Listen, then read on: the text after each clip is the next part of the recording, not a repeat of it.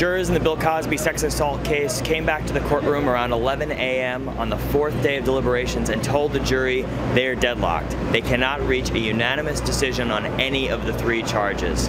Judge Stephen O'Neill read an instruction to them.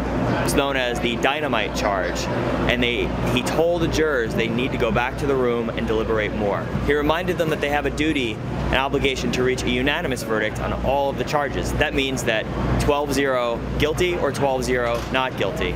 He said that they should do this without violence to their own individual judgment, but that they should continue on and continue deliberating. Charges that could put Bill Cosby in prison for the rest of his life.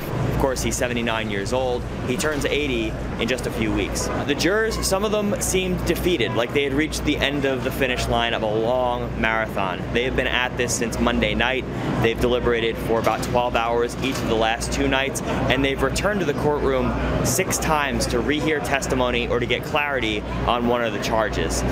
They've really examined Bill Cosby's own words and those of his accuser, Andrea Constant. According to legal experts, once they are instructed, once they are told that they must go back to the jury room, that they must reach a unanimous verdict, often they do.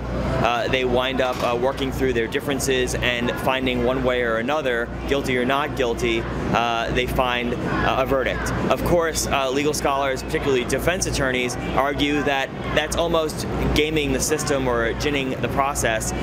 When you hold somebody's feet to the fire, you are going to induce an outcome instead of letting it play out naturally. Are they done? Will they have a verdict? It remains to be seen, but they're 30+ hours into this now, and no end in sight.